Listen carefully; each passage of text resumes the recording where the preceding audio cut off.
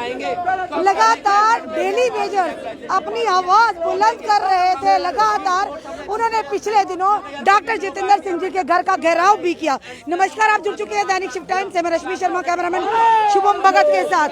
आज फिर से PHE चीफ इंजीनियर डिपार्टमेंट के बिल्कुल प्रेमिसेस में हम हैं, जहां पर आज फिर से एक बार काम छोड़ हड़ताल प्रोटेस्ट यहाँ पर रखा गया है, क्योंकि जिस तरह से डॉक्टर जितेंद्र सिंह जी के घर का घेराव किया गया और इन डेली वेजेस पर लाठियां बरसाई गई, वाकई निंदनीय था।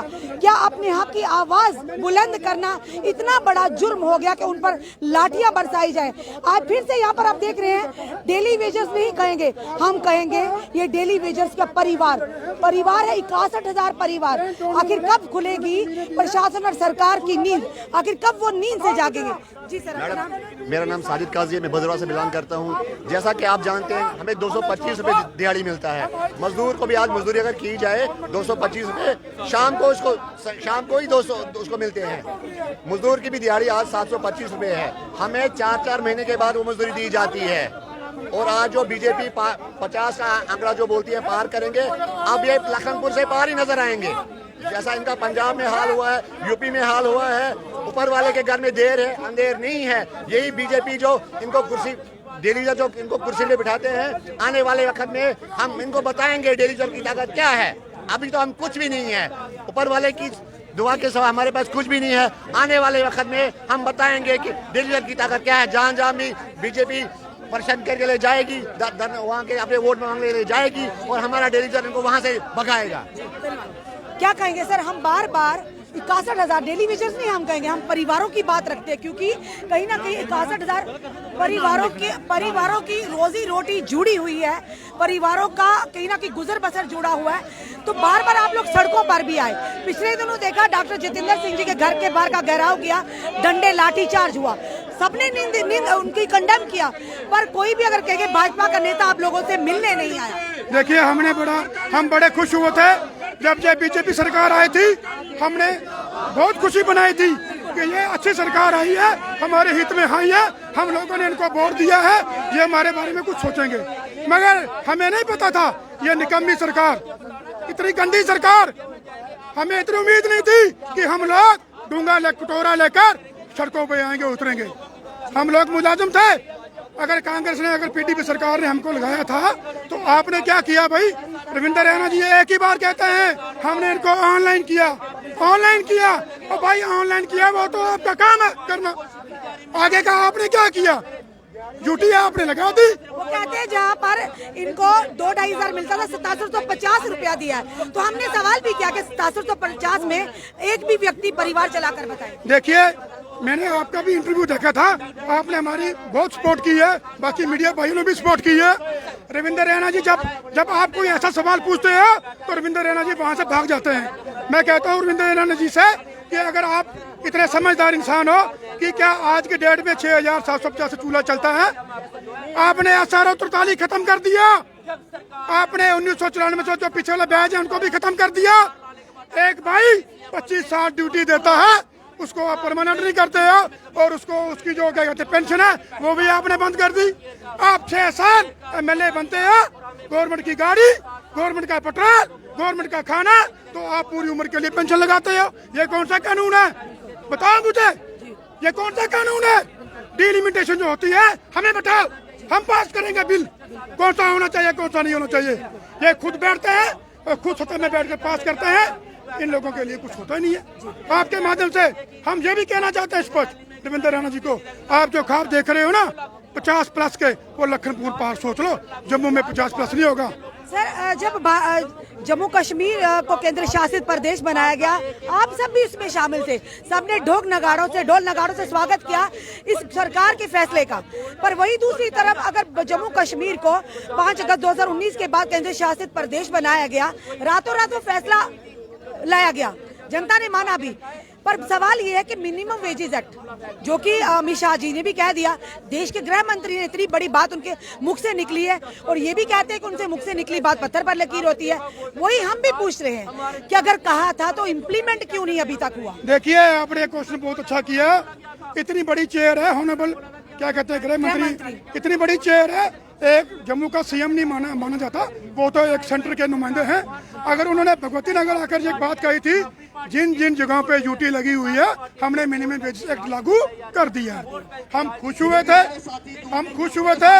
और जब हम सेक्रेटरीट गए वहाँ पे हमने बात की ब्यूरोक्रेसी से, ब्यूरोक्रेसी कहती है हमारे पास कोई भी मिनिमम वेजेस एक्ट के कोई भी हमारे पास ऑर्डर नहीं है। तो किस तरह से उनके मुख से निकल देखिए, मुझे लग रहा है क्योंकि जब हम इस तरह के सवाल करते हैं या इस तरह की वीडियोस लाते हैं, कई लोगों को आपत्ति भी होती है कि शायद हम भाजपा के खिलाफ हैं, शायद हम सरकार के खिलाफ हैं। हम किसी के खिलाफ नहीं, हम नीतियों के खिलाफ है जो कि डेली वेजर्स के खिलाफ चल रही हैं या आम जनता के खिलाफ चल रही है। देखिए, अमित शाह जी ने जो लॉन्च किया था, हमें लग रहा है कि जम्मू प्रोविंस में बीजेपी की 3 पार्टियां बन चुकी हैं। रविंद्र रैना जी कहते हैं मुझे सीएम बनाओ, मैं आपको परमानेंट करूंगा। डिप्टी सीएम कविंदर गुप्ता कहता है मुझे डिप्टी सीएम बनाओ, मैं आपको परमानेंट करूंगा।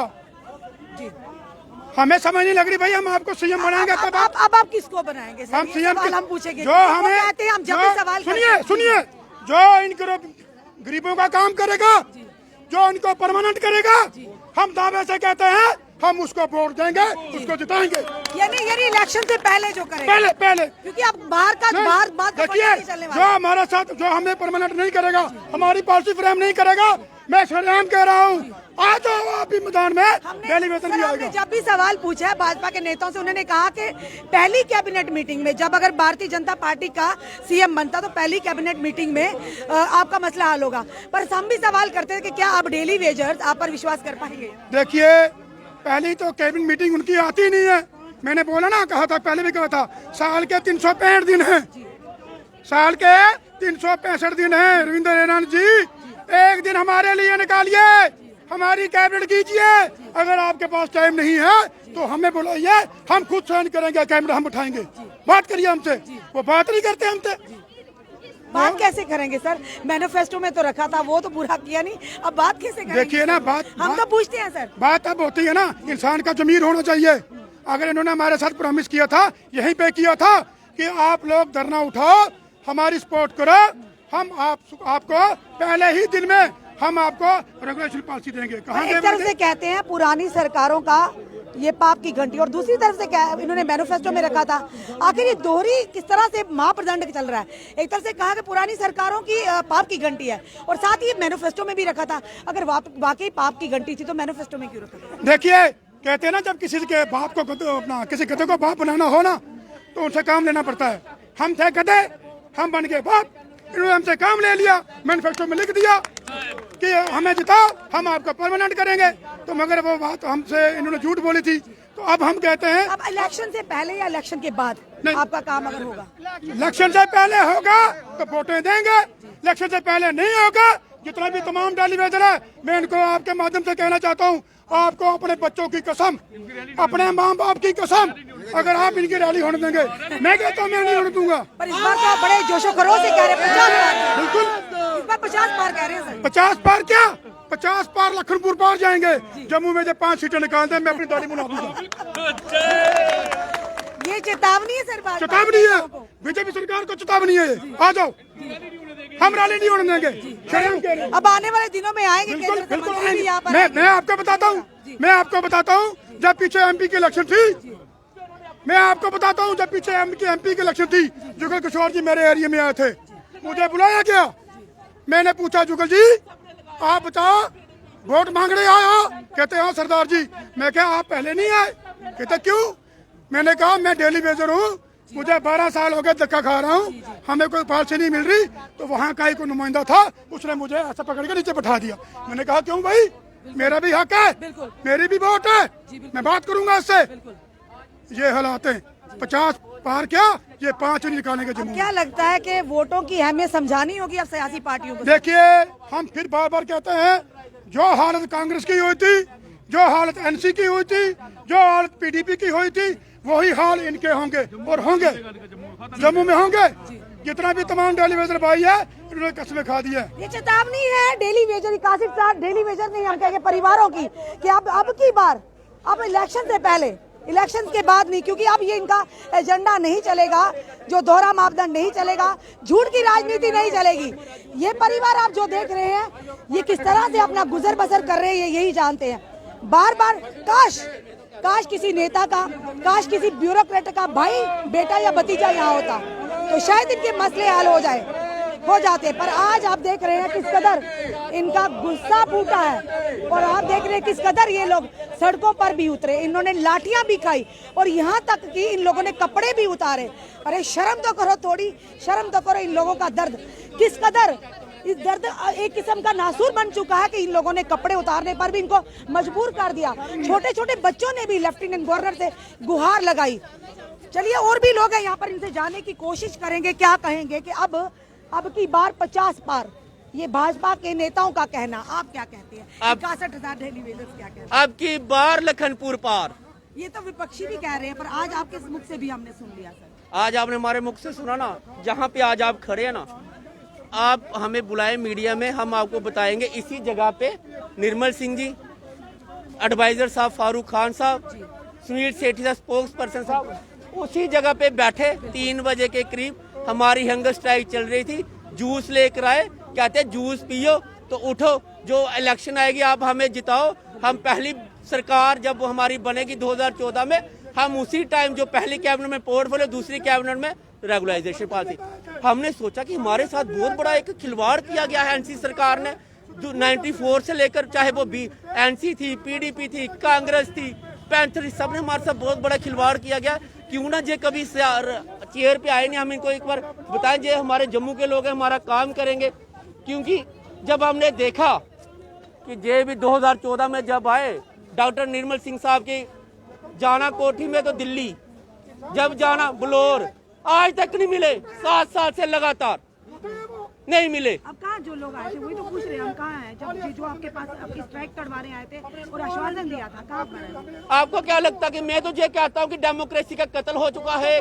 आप जब भी आप जाते हैं इनके पास, आप एलजी के पास जाते हैं, आपको जब मैंने एक देखा मीडिया में जब दबाने की, एलजी को जब पूछा गया कि जो 60,000 लोग हैं, वो कहते हैं कि आप लगे हो। आपको क्या लगता है ये बोलना ठीक है? अगर आप हमारी बात नहीं करोगे तो हम पहुंच सकते हैं वहां तक? आप बताएं, हम नहीं पहुंच सकते। आपको भी इतना पता कि नहीं पहुंच सकते। बहुत बड़ी चेयर है, लेकिन चेयर एक झूठी चेयर देखी हमने, ऐसी चेयर हमने जिंदगी में देखी। बीजेपी के साथ रोष इसलिए है मैडम, सोचा था कभी आपने जब आपकी हंगर स्ट्राइक तोड़वाई थी इन्होंने, तो सोचा था कि आपके साथ इतना बड़ा दगा कर जाएंगे? नहीं सोचा, कसम से कह रहा, हमने सोचा था हमारा काम हो जाएगा। खुशियाँ दी आपको, खुशी मनाई थी। और धारा 370 के बाद ढोल नगाड़े भी आप लोगों ने बजाए। 370 तोड़ने के बाद, जो 35 है तोड़ने के बाद 2019 में जब इन्होंने तोड़ा, हमें मिनिमम वेजेस एक्ट वो देना चाहिए था, जो आज के प्रेस नोट में भी और चीख के बोला जा रहा है कि मिनिमम वेजेस एक्ट दिया जाए। किसको देंगे? जो घर का बड़ा होता है ना, उसको पता होता है कि मेरे घर में आज शाम को चावल नहीं है, आटा नहीं है, मैंने घर लेकर जाना। और जुमला करके फेंके, होम मिनिस्टर को पता नहीं, झूठी देख रहा है भगवती नगर आकर कि मैंने मिनिमम वेजेस एक्ट लागू कर दिया।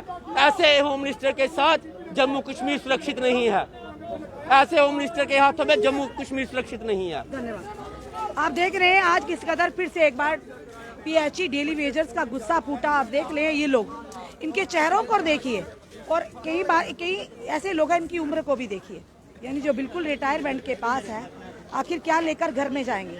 ये बड़ा सवाल है कि पूरी उम्र डिपार्टमेंट को दी, जनता को सर्व किया, तो आखिर क्या खाली हाथ जाएंगे? कहाँ से दूर दराज से लोग आते हैं, दिन रात ये अपनी सर्विस दे रहे हैं, दिन रात अपना जो काम है ईमानदारी से कर रहे हैं, पर मिल क्या रहा है? 6750। आप देख रहे हैं यहाँ के लाइव इस समय दृश्य, क्योंकि बार बार इन लोगों ने अपनी आवाज को रखने की कोशिश की है। हमने आपको पूरी विजुअल बताया कि किस कदर आज फिर से डेली वेजर्स का गुस्सा फूटा है, यानी कि जब अपने ही परिवार से नजरें चुरानी पड़े, अपने ही परिवार की जरूरत को पूरा ना कर सके, तो खुद बताइए क्या फायदा ऐसी नौकरी का कि नाम तो है गवर्नमेंट इदारे में काम करते हैं, पर मिलता क्या है? 6750। कईयों को तो वो भी नहीं मिलता, यानी कईयों को कई महीने उसके लिए भी इंतजार करना पड़ता है। अगर भाजपा ने मैनिफेस्टो में नहीं रखा होता तो हम भी उनके मंत्रियों से संतरियों से सवाल ना करते, हम भी उनके नेतागण से सवाल ना करते। उन्होंने मैनिफेस्टो में रखा था, इन लोगों की स्ट्राइक जो थी, हंगर स्ट्राइक तुड़वाई थी, तो उसके बाद नेताओं ने आश्वासन दिया था आपका काम होगा, तभी हम उनसे सवाल करते हैं। जहां पहली सरकारों ने जिस तरह से इनका शोषण किया, आज उनका मुकाम कहां पर है? आने वाले समय में ये चेतावनी है भाजपा के लिए, भाजपा के नेताओं के लिए, भाजपा के केंद्रीय मंत्रियों के लिए कि आपको भी वो जगह दिखाने में पूरा योगदान होगा इन 61,000 परिवारों का। अब फैसला आपको करना है, क्या आपको पहली सरकारों की तरह वही जगह देखनी है या आगे बढ़ना है देश को लेकर, इन 61,000 परिवारों को लेकर? सबसे बड़ा सवाल ये। अपने कमेंट जरूर कमेंट बॉक्स में दीजिए। इस वीडियो को जितना हो सके शेयर कीजिए। जुड़े रहिए ऐसे हमारे साथ अगले अपडेट के लिए। जय हिंद, जय भारत।